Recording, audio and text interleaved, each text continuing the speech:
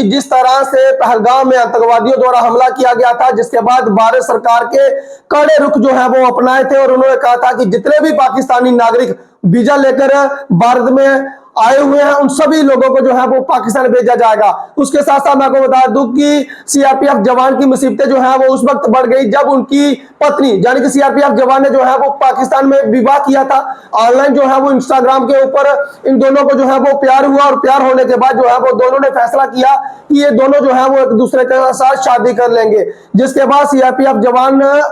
मुनीर अहमद खान ने जो है वो पाकिस्तानी महिला मिन्नल अहमद खान के साथ जो है वो ऑनलाइन व्हाट्सएप के ऊपर जरिए जो है वो ऑनलाइन शादी कर ली थी और शादी करने के बाद जो है वो व्हाट्सएप के ऊपर जो है वो ऑनलाइन शादी हुई। शादी करने के बाद जो है वो लॉन्ग टर्म वीजा का अप्लाई करने के बाद जो है वो भारत में पहुंची थी। जैसे ही ये महिला जो है वो भारत में पहुंची थी और जम्मू के तमाम लोगों ने जो है वो इनका भरपूर स्वागत किया था। ये सुर्खियां जो है वो खूब बटोरी गई, तमाम लोगों ने जो है वो मुबारकबाद दी गई कि सीआरपीएफ जवान ने जो है वो पाकिस्तानी महिला को यहाँ पर लाया है। जिसके बाद मैं आपको बता दूं कि जैसे ही पहलगाम में आतंकवादियों द्वारा जो है वो निहत्थे लोगों को निशाना बनाया गया, जिसके बाद हमारी भारत सरकार ने जो है वो अपने कड़े रुख अपनाए और पाकिस्तान के जितने भी नागरिक जहां पर वीजा लेकर पहुंचे थे उन सभी नागरिकों को जो है वो पाकिस्तान भेजने का काम शुरू कर दिया। जैसे ही इन लोगों को जो है वो पाकिस्तान भेजा जा रहा था तो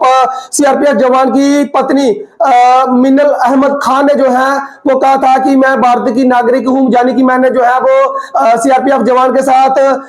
कांस्टेबल मुनीर अहमद खान के साथ जो है वो निकाह किया था और वो चाहती थी कि उनका जो वीजा है लॉन्ग टर्म वीजा जो है वो बढ़ाया जाए। इसके बाद जो है वो मिन्नल खान को वापस भेजने की प्रक्रिया जो है वो शुरू हो गई थी, लेकिन मैं आपको बता दूं कि उसके बाद जो है वो राहत उनको तब मिली जब बीजेपी प्रवक्ता और एडवोकेट अंकुश शर्मा की ओर से कानूनी दखल के बाद मिली है। जिसके बाद मिन्नल के पक्ष में जम्मू की बलवाल कोर्ट में अपील की गई। अपील दायर करने के बाद मिन्नल अपने पति और अन्य परिजनों के साथ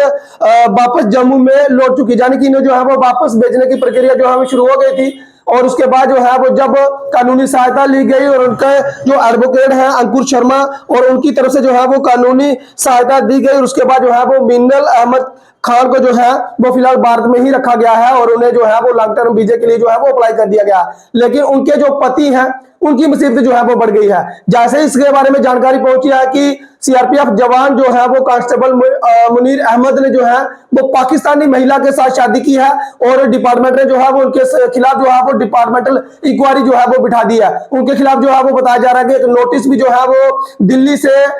उन्हें जो है वो जम्मू में थमा दिया गया है और उन्हें ये बताया गया है कि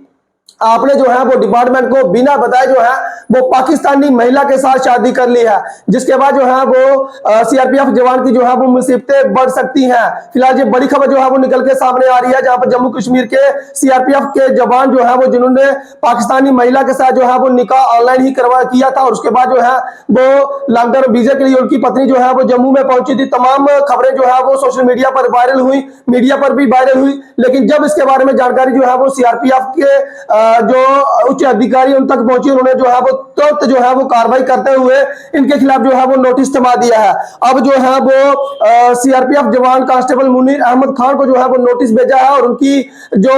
ये परेशानी है और बढ़ सकती है क्योंकि पत्नी को जो है वो वापिस पाकिस्तान भेजा जा रहा था। उनके लिए तो जो फिलहाल अब रोक लगा दी गई है, उन्हें जो है वो वीजा बढ़ाने के लिए और जो है वो अप्लाई कर लिया है, यानी कि उनका वीजा बढ़ाने के लिए जो है वो अप्लाई कर दिया। उसके लिए कोर्ट में जो है वो याचिका दायर की है। लेकिन उसके साथ साथ मैं आपको बता दूं कि जो उनके पति हैं कांस्टेबल मुनीर अहमद खान, उनकी मुसीबतें जो है वो बढ़ गई हैं क्योंकि डिपार्टमेंट ने कहा है कि इसके बारे में उनको कोई भी जानकारी नहीं है और सीआरपीएफ जवान ने जो है वो उसकी अनुमति नहीं ली है। फिलहाल ये आरोप है। अब देखने वाली ये बात रहेगी कि सीआरपीएफ जवान के ऊपर जो है वो डिपार्टमेंट किस तरह से कार्रवाई कर रहा है। अपनी राय जो है वो आप लोग कमेंट बॉक्स में जरूर रखें। फिलहाल इस अपडेट में इतना ही, मुझे दीजिए अनुमति। देखते रहिए रियासी जेके न्यूज़। नमस्कार, जय हिंद, जय भारत।